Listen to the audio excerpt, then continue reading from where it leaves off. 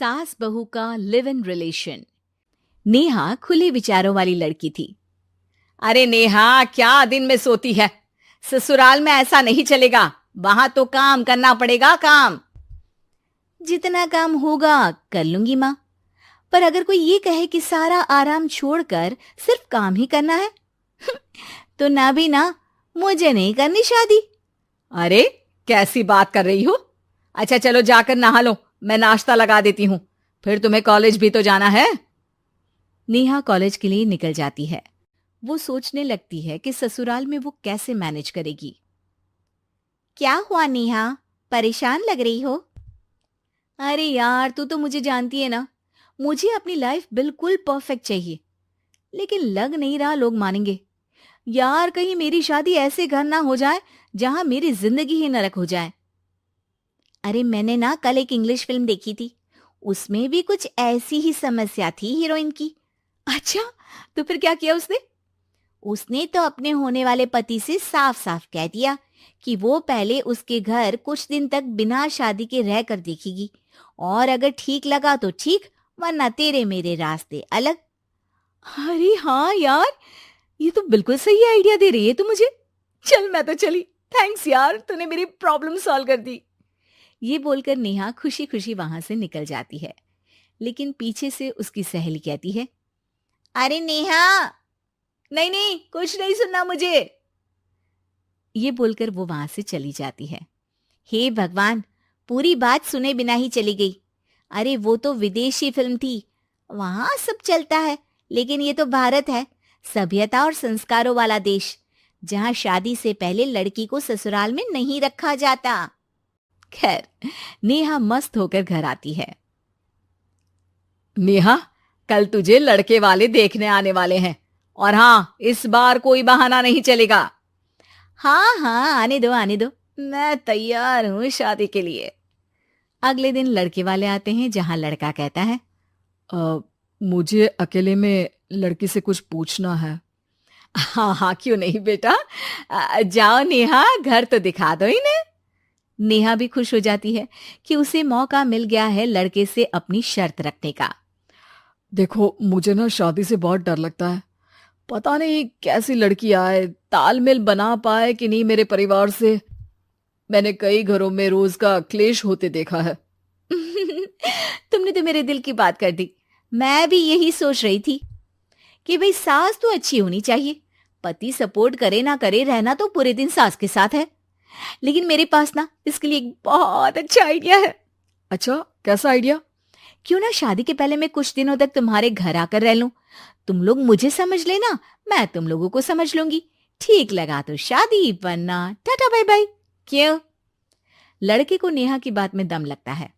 वो घर के सभी लोगों के सामने नेहा की बात रखता है। अरे पागल हो गई है क्या? ये कैसी शर्त है? अरे शादी से पहले मैं क्यों तुझे किसी और के घर भेजूंगी रहने? अरे लड़की के ख्याल तो 20 साल आगे के हैं, इतनी भी खुले विचारों वाली लड़की नहीं चाहिए हमें। अरे माँ, क्या बुरा और गलत बोल रही है ये? रहना तो हम दोनों का है ना, कल को कोई परेशानी आई तो तुम सब तो ये बोलकर निकल जाओगे कि जिंदगी तुम लोगों को ही निभानी है, तुम लोगों को जो करना है करो। तब क्या करूंगा बताओ? सबके समझाने पर वो लोग मान जाते हैं। वाह, मैं 2-3 दिनों में पैकिंग कर लूंगी, तो आकर मुझे ले जाना।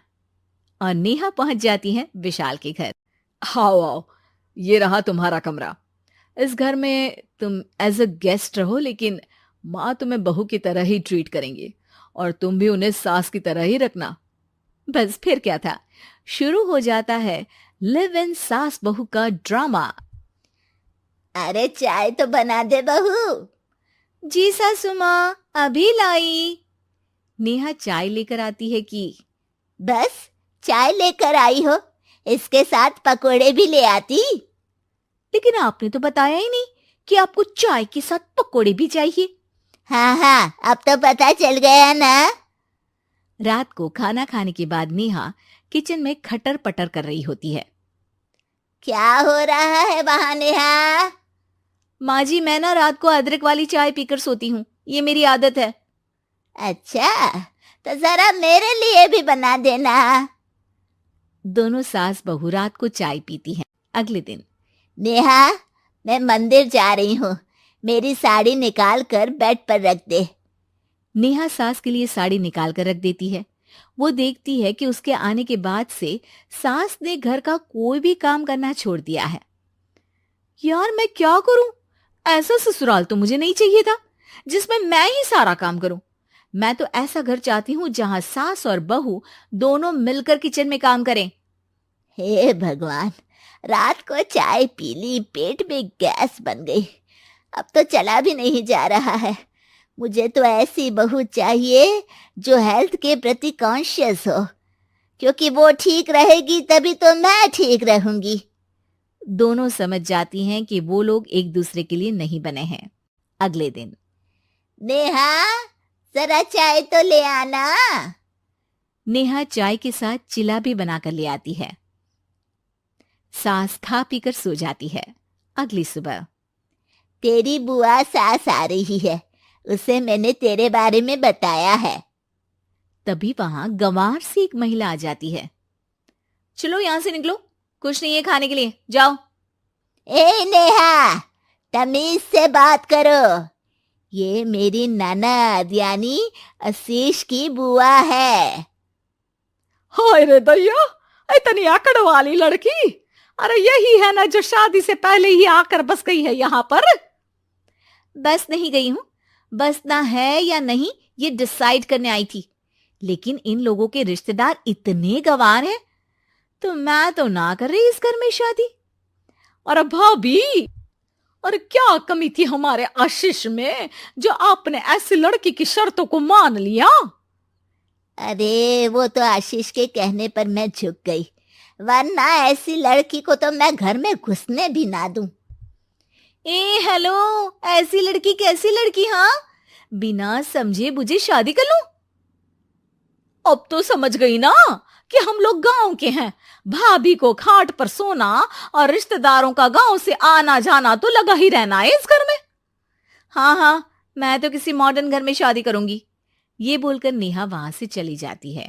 अपने घर में आकर नेहा कहती है, ना मां ना, लिव इन में रहकर देख लिया, ये गांव के लोगों का कोई भरोसा नहीं है। खैर, नेहा की शादी एक मॉडर्न घर में हो जाती है, जहां सास कहती हैं, हे नेहा, मैं टेनिस खेलने जा रही हूं, आओ तो जूस बनाकर रखना, और हाँ, वॉलनट्स और ओट्स भी बना लेना। जी माँ। माँ मॉम बोलो डार्लिंग, माँ इज ओल्ड फैशन।